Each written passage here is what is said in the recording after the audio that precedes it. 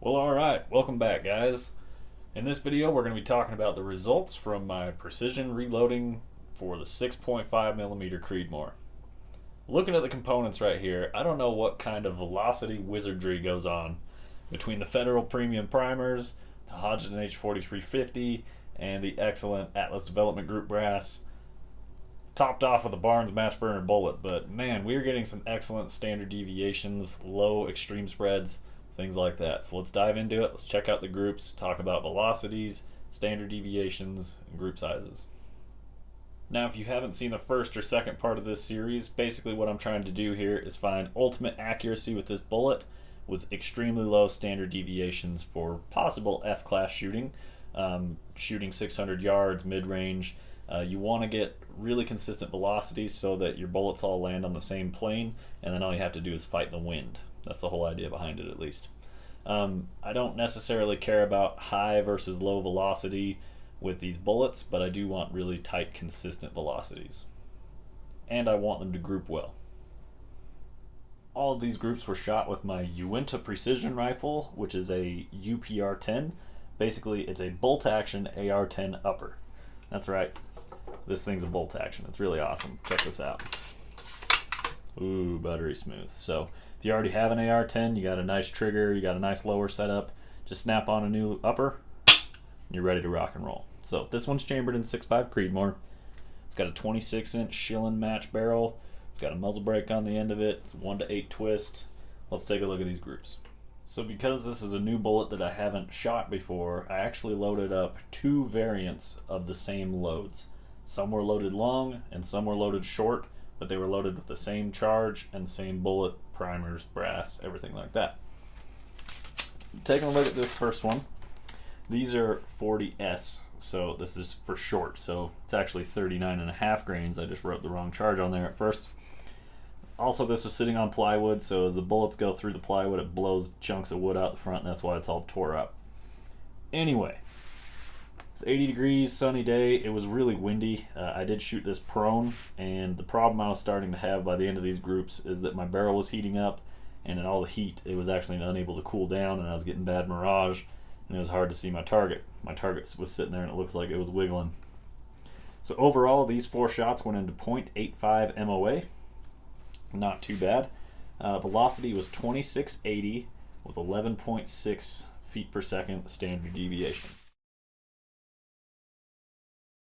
So moving on from 39.5 up to 40 grains of H4350, we got a group here of .96 MOA.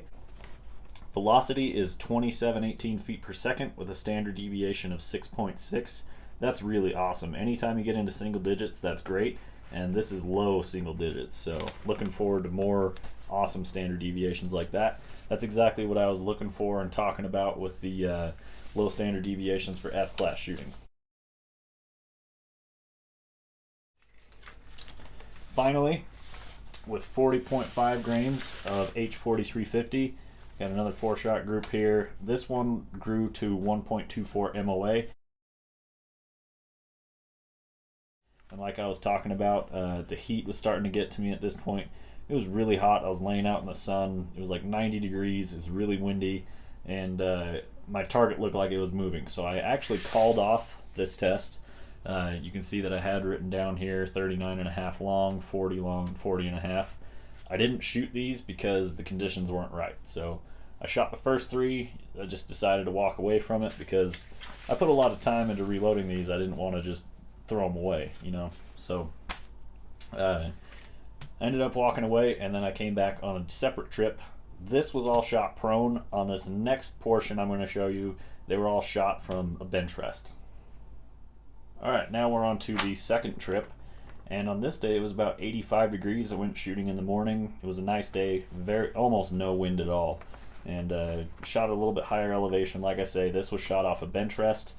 Still just off the bipod with the rear support like I would in the field, but of course I'm sitting upright. So right here we've got 39.5 grains H4350. This is the 140 grain Barnes match burner bullet. Velocity was 2653 with a standard deviation of 9.8. Not too bad, still single digit. We're creeping up higher. I always want to get that lower no matter what the number is, but that's not bad at all. 0.75 MOA group. Nice 4-shot group right there. These three are shooting really nice, and then this one seems to be a little bit of a flyer, but really nothing to complain about at 3/4 of an inch.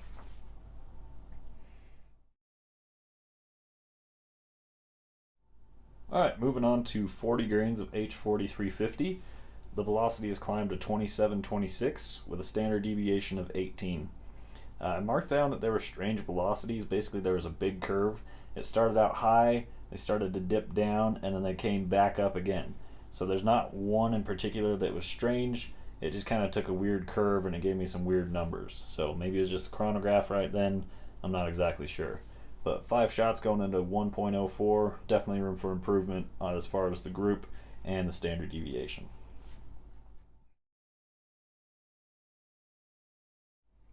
And now we're to 40.5 grains of H4350 with the Barnes 140 grain bullet. We've got a really good looking 3-shot group right here. Maybe that 4-shot wouldn't be too bad, and basically these two opened it up, but I'm liking what I'm seeing. But look at this velocity right here, 2748, standard deviation of 3.8 feet a second across a 5-shot string. That's really impressive. There's a spread of 9 feet per second. That spread is lower than most of my standard deviations I get. So something's going on right here that's really working for this rifle. I'm wondering if I shot this prone, if this group would actually shrink up a little bit. It's possible. I'm going to load more of these most definitely to see how they group. It's mostly the velocity that I'm going for, but also it's got the higher velocity of these, which will be good for cutting wind and things like that.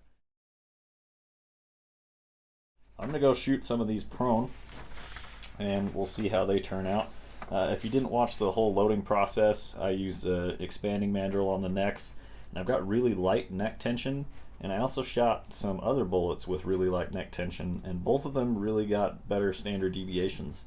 So compared to like the factory dies that put 2 to 3 thousandths of neck tension on the bullet, once I get it down around 1 with the expanding mandrel, man, my standard deviations go way down. I've heard of this from another guy at the range. He said that he had an established load, and when he opened up his necks to less neck tension, his velocity dropped, but so did his extreme spread. I don't know because I haven't shot these all that much. This is the first trip that I've shot these with, but I've only shot them with light neck tension, and it's definitely working. So in the 6.5 Creedmoor, a little bit less neck tension, it really seems to be working out for me. So, sorry for the confusion, sorry for breaking this up into 2 trips. I know it's not really good practice to do load development across 2 different trips, especially when you're shooting some prone and some off the bench rest. But due to my conditions, the desert's super dry and really hot right now. Basically, to avoid barrel heat, I need to start shooting really early in the morning. And the earliest in the morning I can shoot is if I go to a local range, which is off a bench rest. Regardless, I got the velocity data that I needed. Really impressive velocity data with the longer set out length. Some of the bullets, the ones that I shot from the bench rest, were set 20 thousandths off the lands, and the first ones that I had shot prone were 2.810 or loaded to mag length, so that I can run them through the Untitled Precision upper.